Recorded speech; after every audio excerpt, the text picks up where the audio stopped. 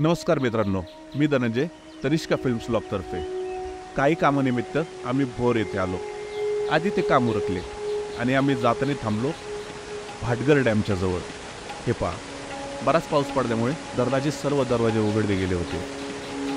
खळखळून पाणी वाहत होते, पण असा पाणी पाहण्याचा योग या भाटघर डॅमचा तुम्हाला मिळणे अवघडच आहे, कारण तुम्ही ज्या दिवशी इथे येताल त्याच्या आदल्या दिवशी किंवा त्या दिवशी बराच पाऊस पडणे आवश्यक आहे। खूप पाऊस पडला तेव्हाच हे सगळे डॅमचे दरवाजे उघडले जातात आणि तेव्हाच हे असे पाणी पाहायला मिळते।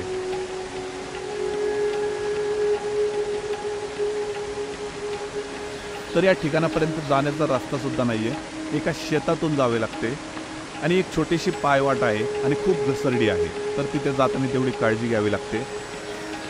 तर इथं आपण एक 10-15 मिनिटं थांबून पुढे निघालो नेकलेस पॉइंटकडे।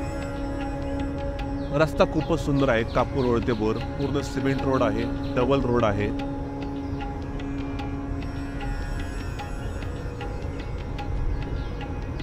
भाटघर डॅम कापूर रोड पासून 14 किलोमीटर आहे आणि हा नेकलेस पॉइंट कापूर रोड पासून 7 किलोमीटर आहे।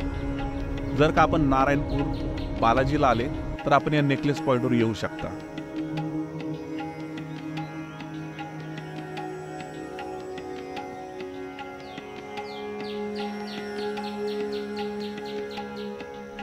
नेकलेस पॉइंट म्हणजे असं विशेष काही पर्यटन स्थळ नाहीये, इथे फक्त आपण एक 5-10 मिनिटं थांबू शकतो, निसर्गाचा आनंद घेऊ शकतो आणि इथे 2-4 फोटो काढू शकतो। इथं फक्त 5-10 मिनिटाचाच वेळ आपण स्पेंड करू शकतो। तर हे पहा, हा जो या नदीला आकार मिळालेला आहे गोल आकार, आणि हा नेकलेस सारखा दिसतोय, त्यामुळे याला नेकलेस पॉइंट असे नाव पडले आहे।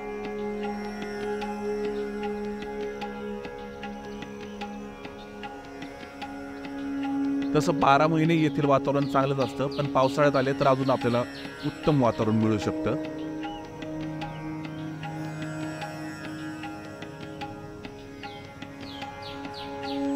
लांब डोंगरावर ढग उतरलेले, तिथं पाऊस पडतोय, येथून जरा खराब दिसतंय आणि हे भाटघर डॅमचा व्ह्यू पाणी पूर्ण भरलेलं दिसतंय। तर आपण नारायणपूर बालाजी हे करत असाल तर एक 7 किलोमीटर लांबपर्यंत आपण या नेकलेस पॉइंट पर्यंत येऊ शकता, इथे फोटोज वगैरे काढू शकता। आणि जर का पावसाचं वातावरण असेल, बराच पाऊस पडलेला असेल, पुढे आपण भाटघर डॅमकडे सुद्धा जाऊ शकता।